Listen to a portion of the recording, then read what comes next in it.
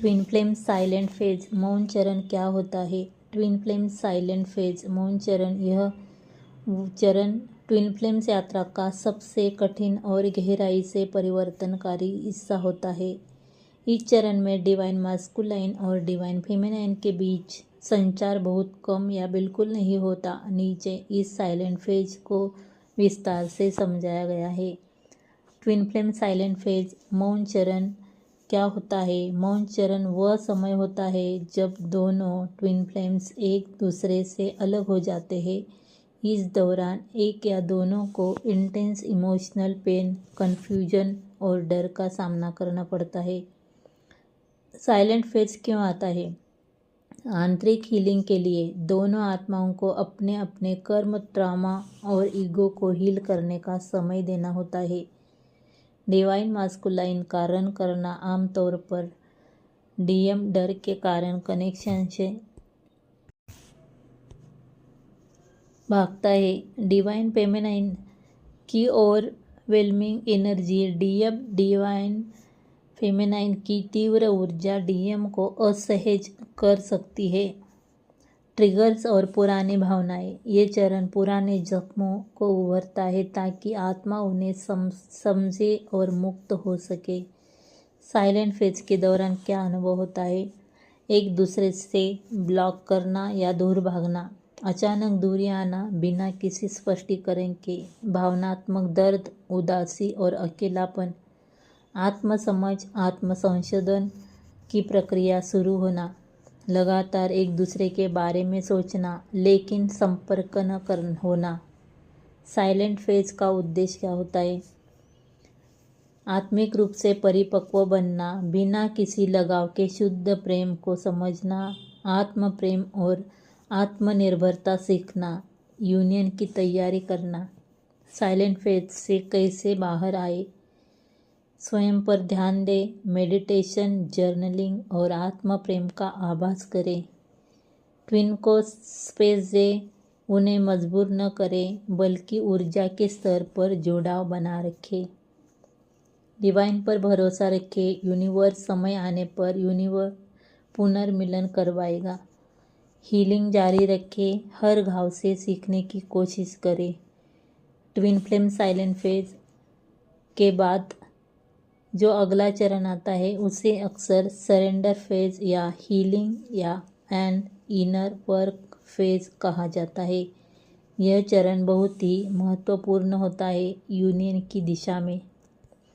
Silent phase के बाद का अगला चरण surrender and healing phase.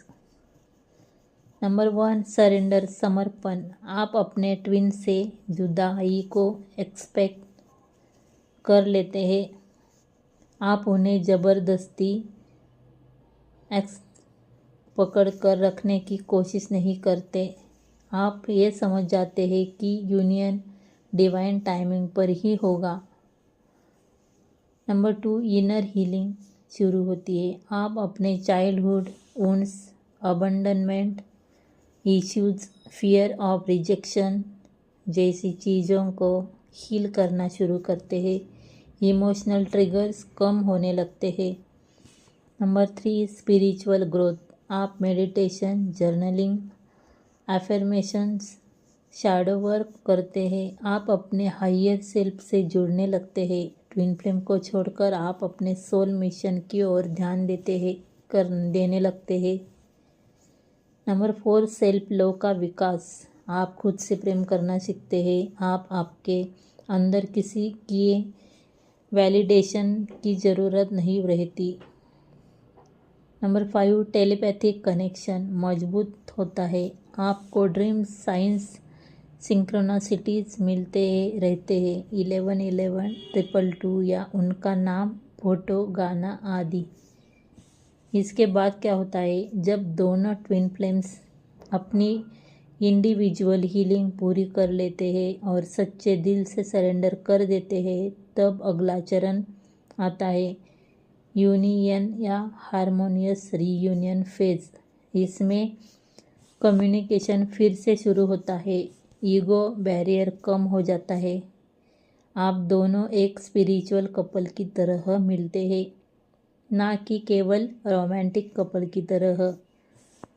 Twin flame की रीयूनियन होते होते रुक जाना एक बहुत सामान्य लेकिन गहराई से जुड़ा हुआ अनुभव होता है। इसका कारण सिर्फ बाहरी नहीं बल्कि बहुत आंतरिक और आध्यात्मिक होता है।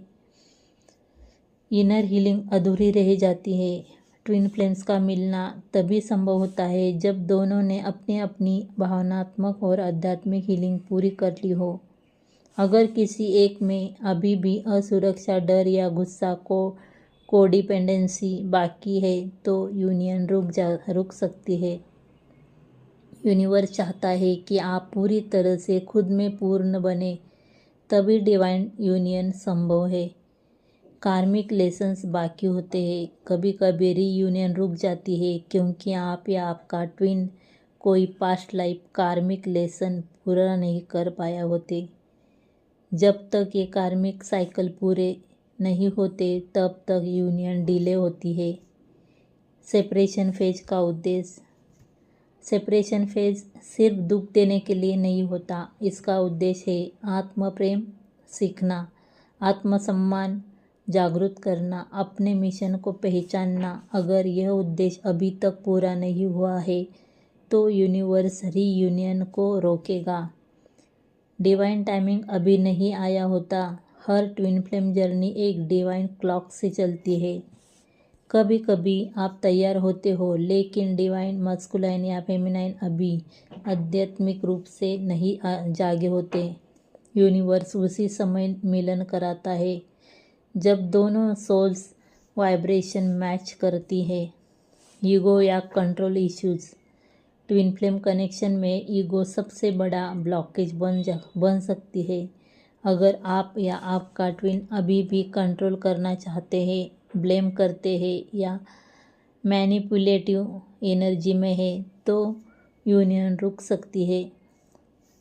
इसका समाधान अपने दिल को खोलें लेकिन एक्सपेक्टेशंस कम करें। Meditation, inner child healing, self love practice करते रहे। अपने मिशन पर ध्यान दें जैसे कि सेवा, आध्यात्मिक विकास। यूनिवर्स पर भरोसा रखें कि जो तुम्हारा है वो तुम्हारे पास आएगा डिवाइन टाइमिंग पर।